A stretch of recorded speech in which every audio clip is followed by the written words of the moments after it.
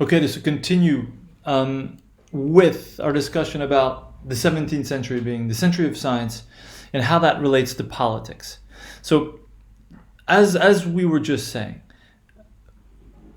from the Renaissance onwards, right, there is a steady and significant increase in the power of the monarch, right? Okay, and this kind of comes to a head.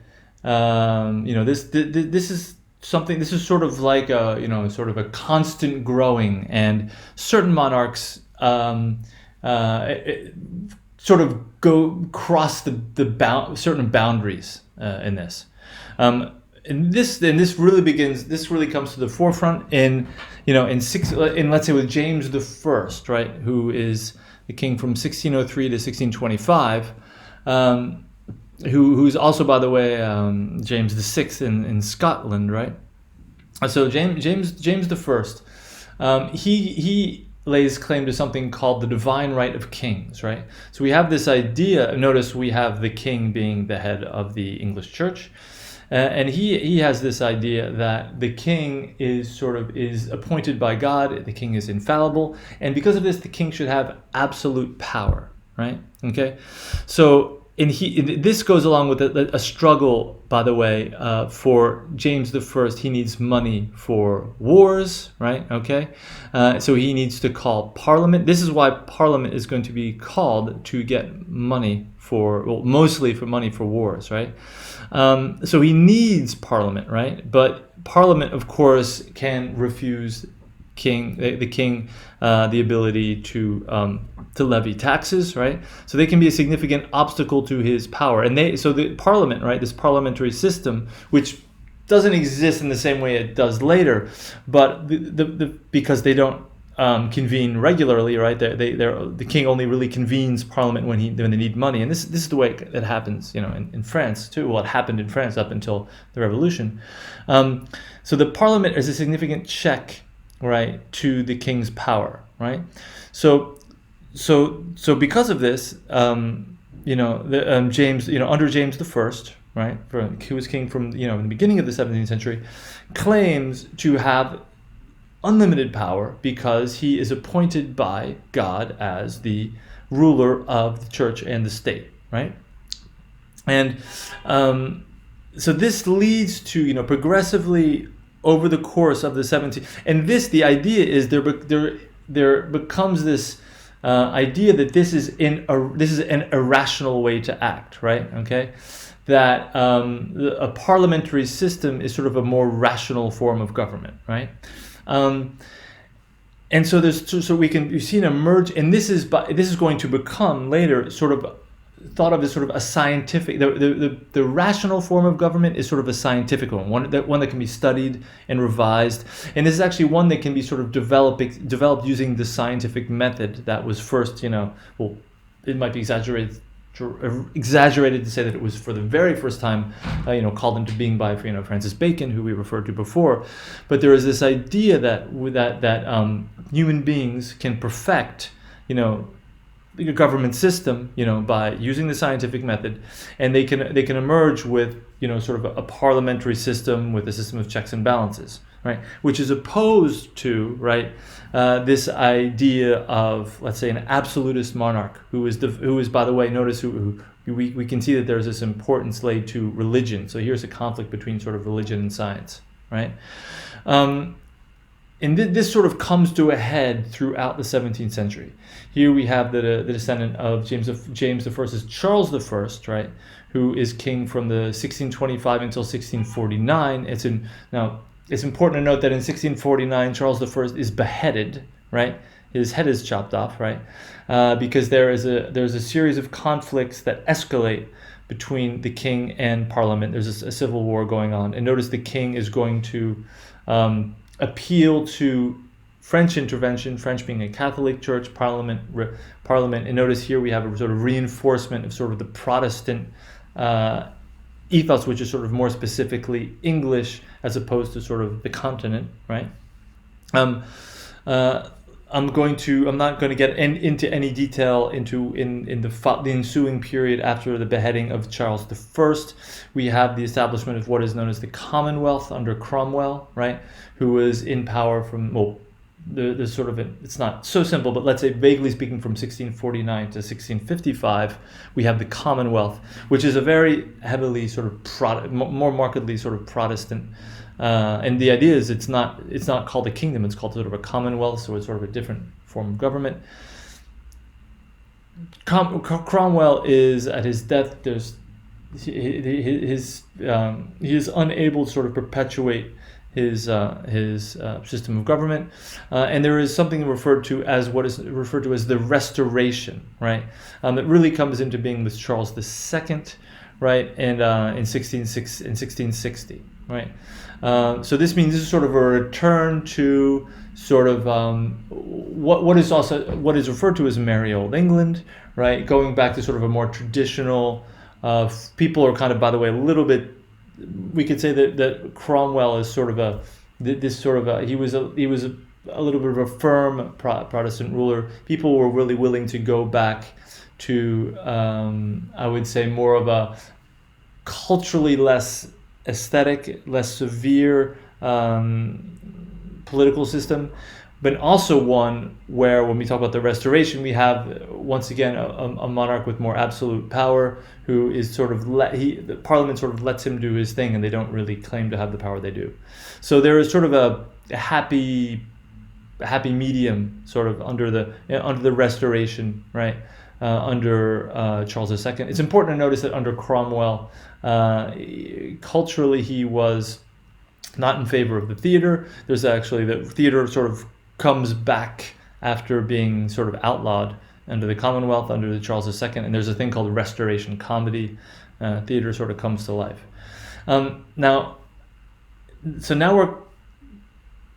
We can think of this Charles II. I don't want to go too much into detail, but I'm talking about the sort of progression of the sort of conflict between a rationalistic form of government and a sort of absolutist form of government, right? That is sort of enacted throughout the 17th century, right?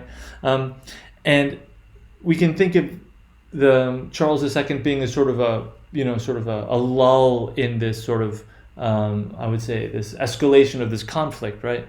People sort of let him do his thing, and the idea is that Charles II doesn't really claim to have any, he doesn't claim to be divinely appointed and have sort of absolute power. But on the other hand, his descendant, who is James II, right? Okay. Who is king from 1685 into 1688. Remember, 1688 is sort of the big, if you retain one date from this sort of lesson, really keep 1688 in mind, right? So notice that's only 3 years, right? James II, right from the outset, he takes up a lot of the arguments of James I, right? Namely, he takes up this argument that his predecessor had put forth, that he is a divinely appointed king that should have absolute power, right? And as such, he has closer ties, notice, with the French, right, and with Catholic countries, and also he is going to be, obviously, as you can imagine, as happened with Charles I, he is going to be at odds with Parliament, right, and so what happens is there is this thing called the Glorious Revolution. So Parliament will call a ruler who is a ruler in the sort of newly created Dutch provinces, who is William, right? Who actually weds the daughter of James II. Her name is Mary, and we have William and Mary become the rulers of England in what becomes, notice this is in what becomes known as a constitutional monarchy. That's really important to understand, right? Because that is the system we have. We still have, there still are kings and queens, right? Kings and queens. There still is a monarchy in England, and that's because this sort of setup, right? This is when it happened in 1688.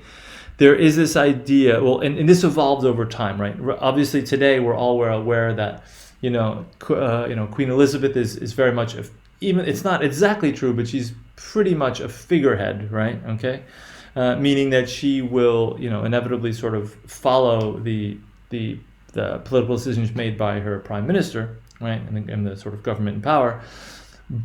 This is a little bit different, and this is different in 1688 with the establishment of this constitutional monarchy, which means that there is sort of a balance of power between the power of the king, right? Okay, and now I would say that here we have these sort of joint monarchs, William of Orange and Mary, right?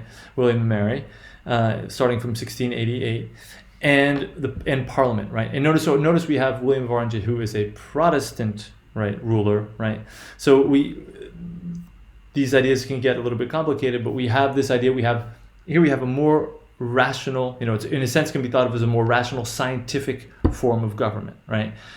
We have this idea of a balance of powers, and you will right away, you're thinking, wait a second, wasn't all of this stuff invented by the French in the 18th century? And the answer is, well, no, actually, the French read a lot of the English philosophers from the 17th century, and I'm going to talk a lot about John Locke. John Locke is sort of the major, he's probably the most visible and the most typical proponent of this sort of new rationalism. And we could say this is sort of the beginning of ce qu'on appelle en France les Lumières.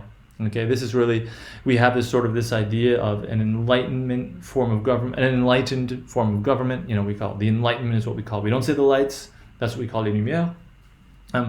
We have this idea of a more rational form of government that isn't, we don't have, it's really, in a sense, can be considered to be the opposite of a government in which the king claims to have absolute power, right? Okay, and this absolute power, he has this absolute power because he is directly appointed by God, right? Okay, the divine right of kings, right? On the other hand, we have this idea of the more rationalistic form of government, which is, in a sense, you can think of it as being more scientific. The 17th century is a century of science, where there is sort of a balance of power. And en français, l'équilibre des pouvoirs, vous savez exactement comment. Et dans toutes les, we can say in all of these sort of, I would say, parliamentary or even governments that we have had since in modern times, right, have this sort of form of government where we have a system of checks and balances, right? And it's, by the way, this is something that you can refer to if you have any kind of a text about, because this comes up today. Of course, this is extremely relevant today because this system has in a sense broken down. We have, an appeal to, we have a lot of leaders. We can talk about Trump and to some degree we can even talk about Boris Johnson. Claiming that here they should have sort of a more more power and not be sort of hindered by, it might be the Senate or it might be the House of Representatives. It's interesting to note that this conflict is kind of coming back, and of course this idea of the importance of science for these. We could even talk about the coronavirus. We can talk about the fact that Trump and Boris Johnson, is sort of hearkening to the more irrational form of government that is absolutist and that doesn't heed, whether it be on the environment, whether it be on health issues, that these irrational forms of government do not heed the warnings or the opinions of science, right? So you can hopefully see that you can use this information to tie a lot of things together, and in your classes too that you're teaching, and I'm trying to open this up to the fact that you will be evaluated by someone from an inspection. I don't exactly know how that's going to happen, but think about it. You can really tie. You can use this. This is if you can think of this date 1688 sort of being sort of the better. Sort of a very convenient reference point to a lot of what's going on in society. It can hopefully help you think through it more clearly and in a way that you can present more clearly. So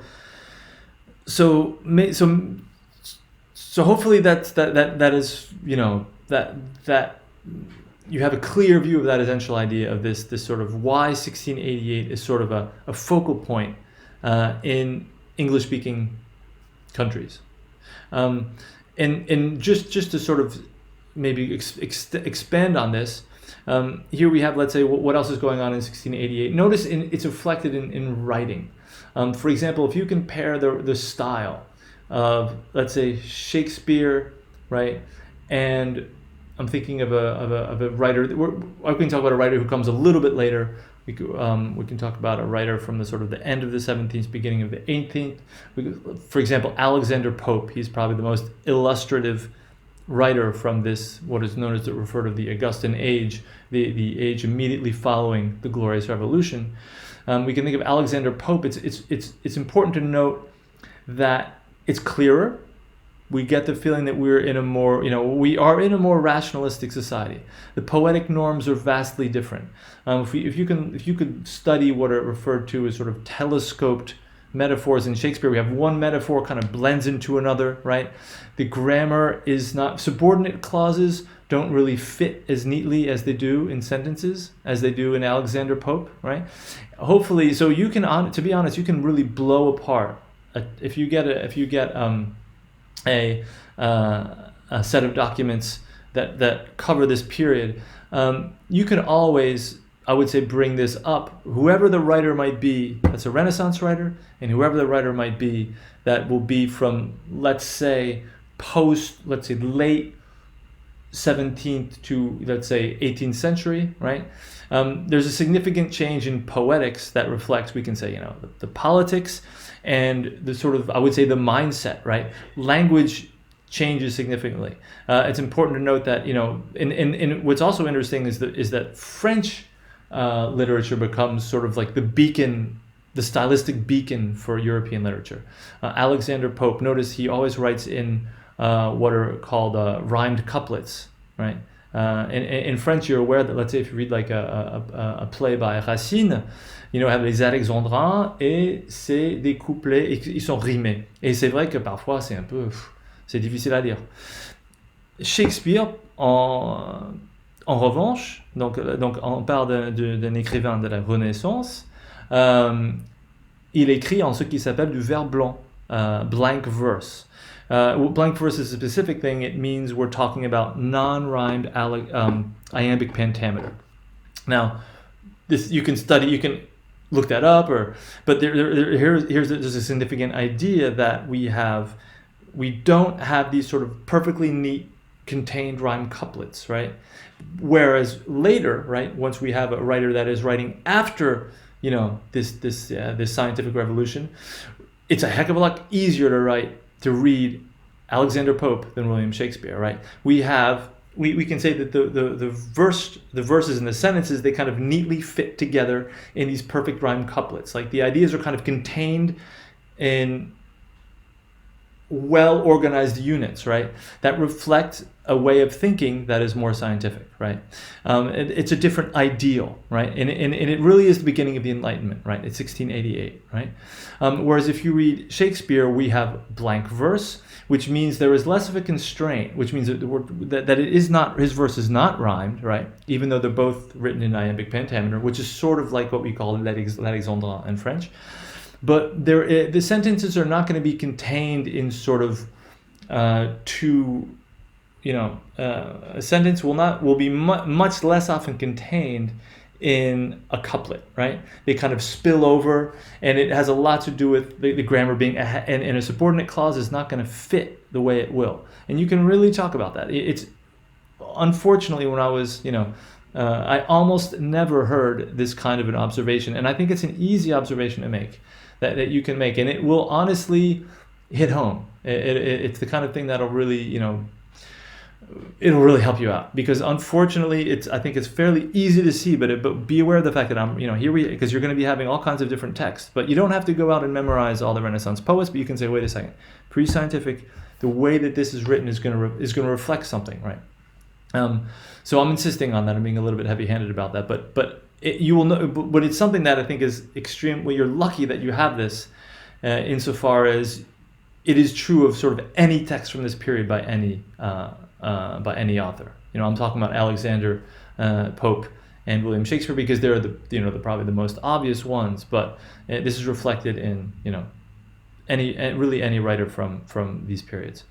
So this is to say that when we say the 17th century of science, the 17th century is a century of science, this is reflect in, let's say, writing styles and literature. And I think it's sort of a blanket remark that you hopefully will be able to exploit if you get a writer from this period. And so I've said that John Locke is sort of the representative thinker from this time. Maybe we'll just talk a little bit about what he's about, right, and what he wrote. The reason I'm talking about him is he's sort of synthesized. By the way, I haven't included this in your bibliography, but I've just thought to myself that if you want a very good exposition of this, a brilliant exposition of this, I would read the chapter of this in Bertrand Russell's History of Western Philosophy. It's a masterpiece. It's wonderfly written, and he when he talks about John Locke, he's a little bit fussy. He says that he's definitely not he's not a sort of a flashy genius, right? He's a little bit mundane, right? He didn't really invent these crazy ideas that came from nowhere. He wasn't really the philosopher with the most unbridled, brilliant imagination, but he was the one that sort of synthesized all of the sort of ideas of his time, right? And so that's really why we're looking at him, right?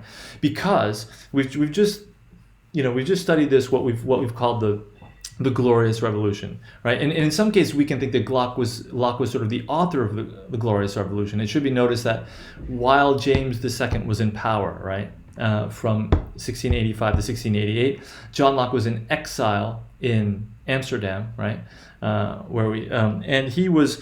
Because he wrote his treatise on government, right? And in his treatise on government is sort of he's saying that we should have what we now come to think, what we now are all familiar with as what he calls a separation of powers and a system of checks and balances, where we have to say is the power we shouldn't have absolute a king, a ruler with absolute power that is completely irrational, and which would be sort of something that would characterize as sort of an authoritarian form of government, because the legitimacy of their decisions are supposed to be based on sort of the authority of religious, the fact that a god sort of puts them in power. John Locke says that power, there should be no absolute power, right? Power should be limited, and we should have sort of we have different branches of government, and this is where, and he's the one that theorized this in his treatise on government that he wrote when he was in exile in Amsterdam, and he came back because it was a lot safer after the Glorious Revolution was accomplished in 1680, which was a bloodless revolution. It was sort of people kind of realized that James II's government was sort of a house of cards that kind of just fell down. So there was this idea of the separation of powers, right? And I'm saying that John Locke synthesized a lot of things, and this goes hand in hand with his idea on I would say what is a different, here we're talking about political science, but he also wrote I would say what we might refer to as ontology, or maybe we could even say that it's psychology. But he wrote a treatise known as his treatise on human nature, which it's important to I have to sort of tie this political idea with how he thinks the human mind works. Okay. So bear with me here. So he is the founder, amongst other things, of what is known as epistemology, right? And epistemology, it's a branch of science, right? And epistemology is actually called is the study of knowledge, right? So epistemology asks the question is, what can we know, right? What are we capable of knowing?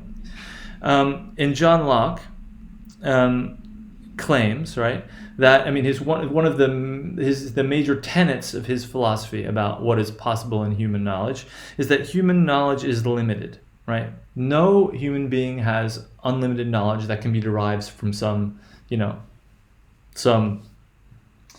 superior anything divine, right? Anything metaphysical, right? So he's not a great metaphysical thinker. He actually thinks that we waste much too time thinking about metaphysical things. We should really be much more concerned about what we actually can know.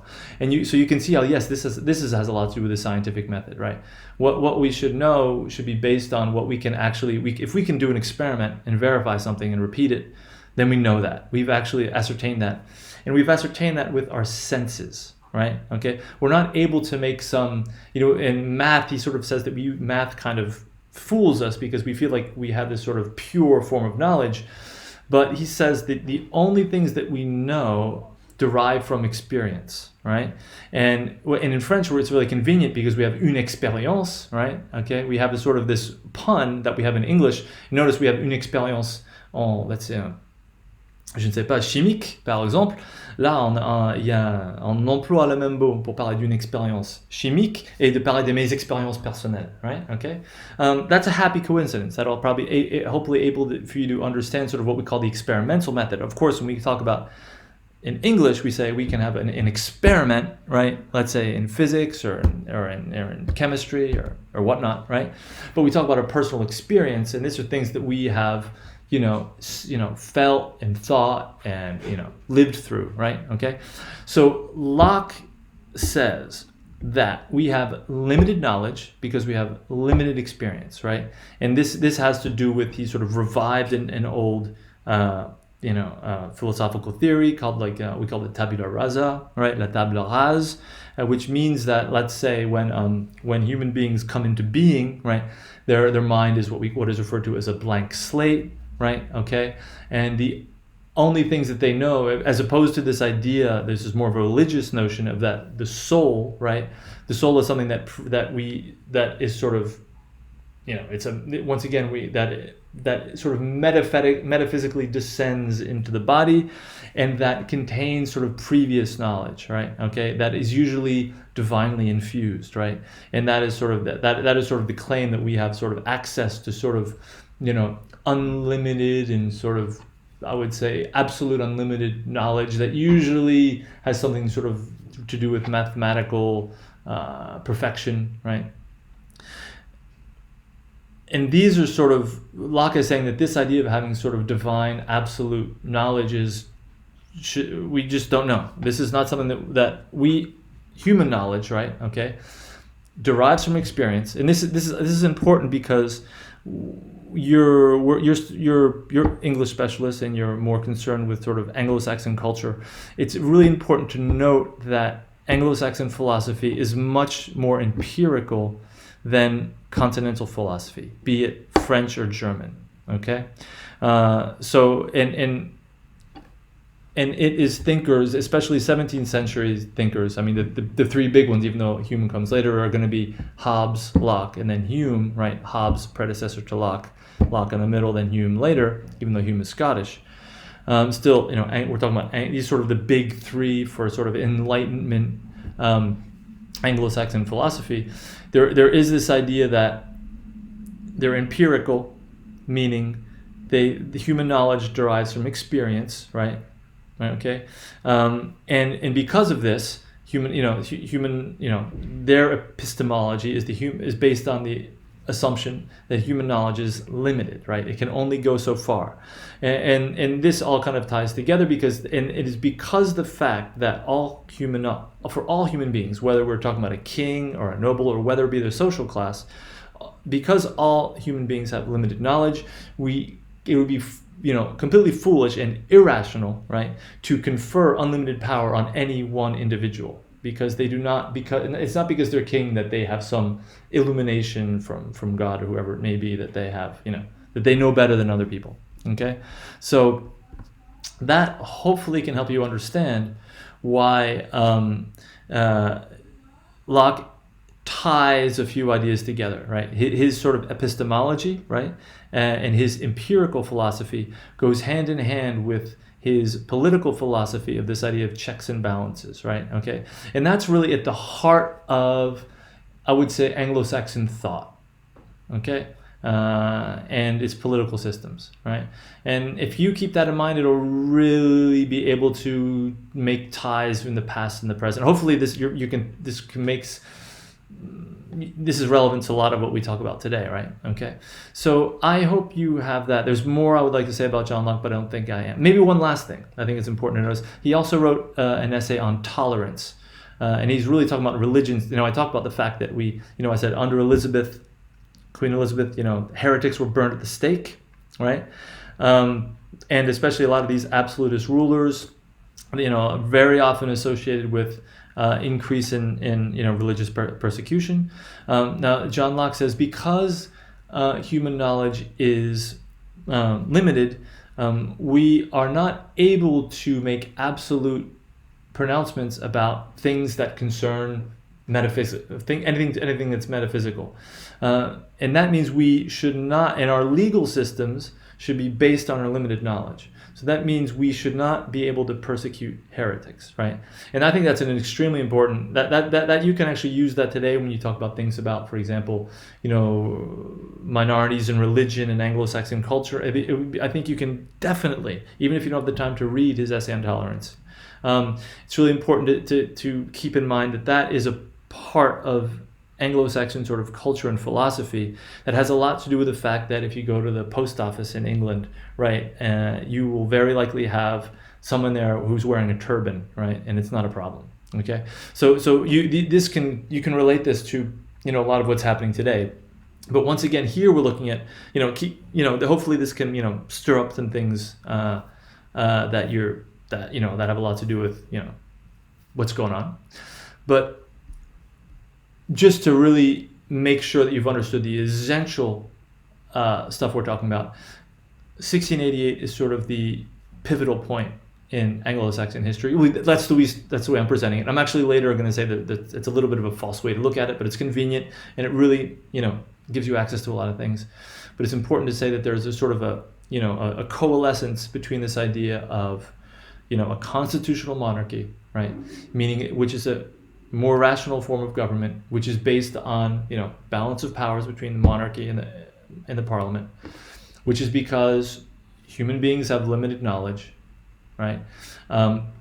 Which means we have to acknowledge the imperfection of human knowledge, meaning we need to have checks and balances in their system. So I hope that makes sense, and you can ask questions about this, or you can write notes in our Moodle site. And there will be the next installation next week. Take care.